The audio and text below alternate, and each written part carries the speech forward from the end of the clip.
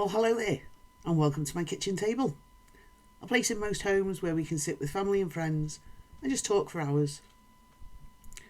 Let's see where we're off to today. It is Bracklesham Bay. It's a coastal bay on the west side of the Manhood Peninsula. Sorry, you've got to laugh at that.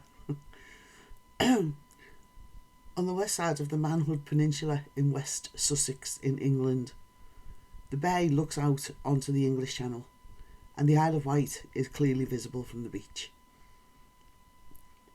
There's not a whole lot I can say about Bracklesham Bay. That's about it, really. So, now you kind of know where we're off to.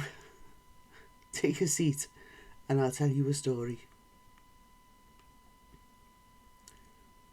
Valerie Graves was born on the 25th of December 1958, and she was an artist, a mother and a grandmother. She died in December 2013 in Bracklesham Bay, West Sussex, England. Valerie had 2 adult children and owned a gallery and craft studio in Scotland, and that's actually where she'd been living for about 10 years. She'd moved to Bracklesham Bay in West Sussex not long before her death to actually look after her then 87-year-old mother, Eileen. Eileen, Valerie and her sister Janet and Janet's partner Nigel were house sitting in Smuggler's Lane, what a great name, in Bosham, for friends who were out of the country at the time.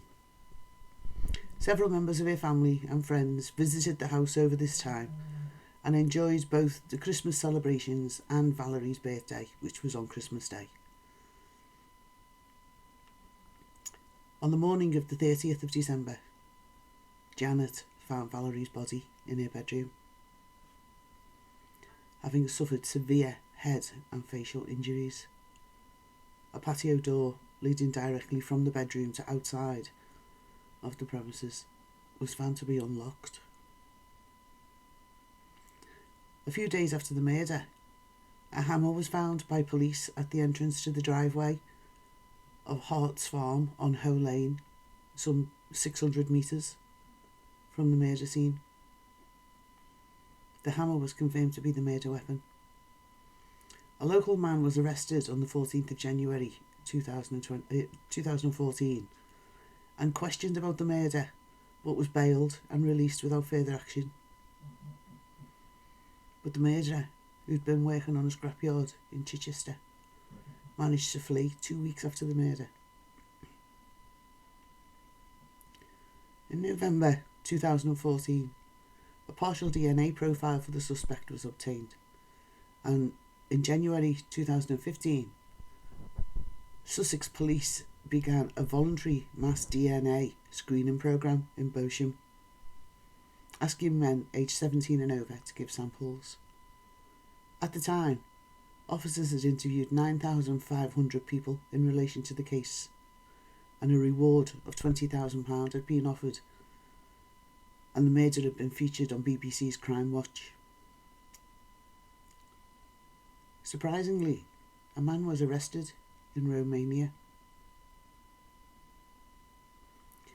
In July 2019, Cristian Sabu, who was 28, a Romanian national, was detained in the northern town of Dej, near Cluj-Napoca, said Sussex Police, as part of a major investigation into the murder of Valerie Graves, 55, in Bosham. Detectives from the Surrey and Sussex Major Crime Team were present when Sabu was arrested on Wednesday morning by Romanian police, who served a European warrant which had been authorised by a district judge in the UK. His extradition was then sought through the Romanian courts, and he appeared in court in the city of Cluj-Napoca to face those extradition procedures. DCI John Fanner of Sussex Police described the arrest as a major development, which followed detailed investigations in Romania by police from the Surrey and Sussex major crime team. He said, "We have worked closely with the Crown Prosecution Service throughout, and they have authorised the prosecution. We have also had valuable support from the National Crime Agency Overseas Network," he said.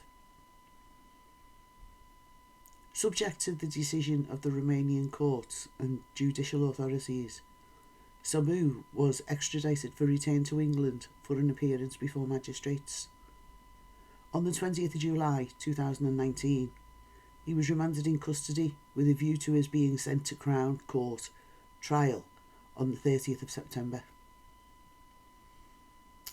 So how did West Sussex Police find the murderer all the way over in Romania, I hear you ask?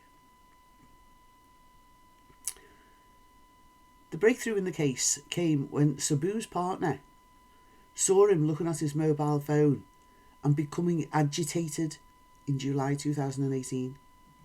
She looked at his phone and there was a search result for the murder showing his hammer that he had used at the scrapyard, and she had asked about it. That was 5 years after he had bludgeoned Valerie to death with the hammer, and he eventually confessed his guilt to her. She contacted British police. What a girl. In November 2019, Sabu was convicted of Valerie's murder after pleading guilty. The prosecutor said Sabu had entered the house with the intent to burgle it, expecting it to be empty. He'd been told that a safe in the house contained a large amount of cash and gold ingots. He had previously done odd jobs for the owner. When he encountered Valerie Graves, he attacked her with a hammer, leaving injuries that the prosecution compared to those sustained in traffic accidents. Judge Christine Lang jailed him for life, with a minimum term of 23 years and 272 days. Don't know where she got that from. In a statement, Valerie's family said that she was very much loved and sorely missed by all of us, and she was kind and caring. The murder was actually the subject of the Sky documentary series Killer in My Village, Season 4, Episode 8, for those that are interested in seeing it. So, short story today, but they got the killer. Thank you so much for allowing me to tell you this story, and thank you so much for listening. It really means a lot. If you found it interesting, don't forget to hit that like button and consider subscribing. It's free. It doesn't cost a penny, honestly. It just means that YouTube will let you know when one of my videos has been released, which is usually every Tuesday and Friday. And just remember, smiles are contagious. Throw a few about. Let's start a new pandemic. I've been Sue, TTFN.